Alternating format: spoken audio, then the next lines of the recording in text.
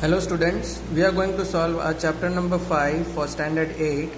Right now I have skipped chapter number 4 and we will try to solve it later. So the meaning of Indian constitution is Bharatiya Samvidhan. So let's try to discuss some of the question and answers which are been given below. So let's start. Let's read the prescription. India won its independence after a long period of struggle, planning and negotiation, यानी कि भारत को बहुत समय लगा था अपनी आज़ादी जीतने के लिए और इसके बाद एक गवर्नमेंट फॉर्म करनी होती है हमें ताकि हमारा देश आगे बढ़े. So for that planning and negotiations were made. So in those variants some of the question and answers are given here. So will try to solve it. Question number 1, when was the constituent assembly set up, यानी कि संविधान सभा की स्थापना कब की गई थी. So the answer for this is 1946. Question number 2, who was the president of constituent assembly, यानी कि संविधान सभा के अध्यक्ष कौन थे. तो इसका आंसर आएगा doctor Rajendra Prasad.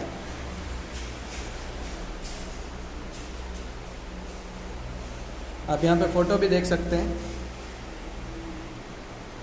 Question number 3, which legislation exercised a profound influence on the drafting of the Indian Constitution, यानी कि किस कानून ने भारतीय संविधान के प्रारूपण पर गहरा प्रभाव डाला. सो द आंसर इज, मैं यहाँ पे थोड़ा शॉर्ट फॉर्म लिखूंगा, स्पेस कम है इसलिए. Government of India act 1935. So this is the answer. Then question number 4, who is known as the father of the Indian Constitution, यानी कि भारतीय संविधान के पिता के नाम से कौन जाने जाते हैं. तो इनका आंसर आएगा doctor B.R. Ambedkar.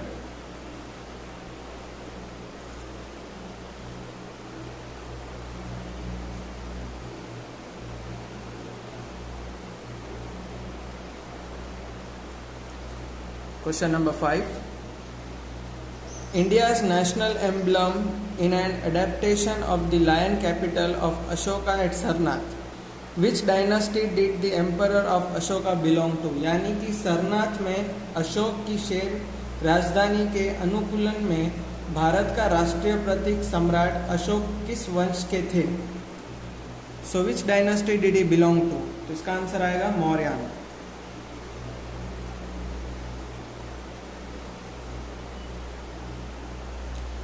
Question number 6, the Indian Constitution provides for the suspension of the fundamental rights during the national emergency. From which constitution did it borrow this idea, यानी कि भारतीय संविधान राष्ट्रीय आपातकाल के दौरान मौलिक अधिकारों का प्रावधान करता है. किस संविधान ने इस विचार को उधार लिया गया था, यानी कि from which constitution did they borrow the idea. तो इसका आंसर मैं लिख रहा हूँ, it's bit pretty big, so आप यहाँ पे लिख सकते हैं वीमार constitution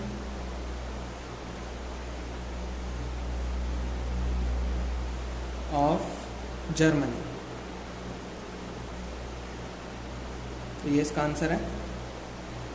question number 7, From which constitution was the idea of the parliamentary system adopted by the Indian Constitution, यानी कि किस संविधान से भारतीय संविधान द्वारा अपनाई गई संसदीय प्रणाली का विचार था. So the answer is British constitution.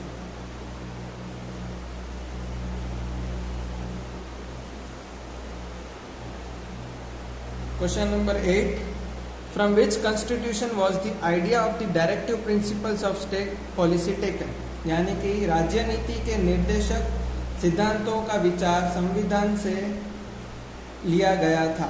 तो इसका आंसर आएगा Irish constitution.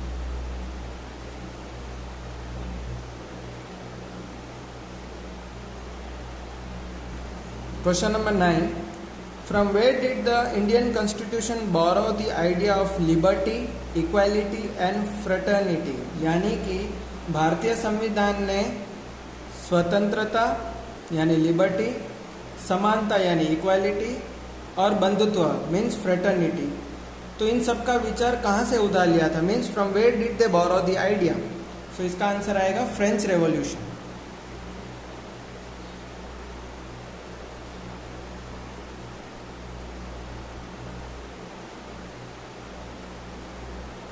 Then we have question number 10.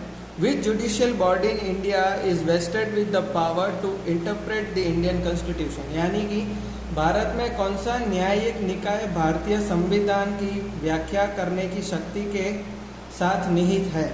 तो इसका आंसर आएगा supreme court.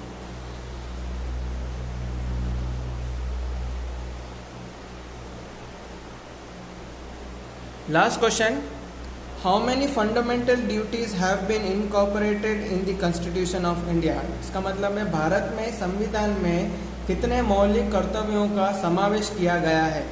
So total fundamental duties are 11, और you can write the number as 11 also like this. So these were the following questions which we have solved related to a formation of Indian Constitution. Thank you.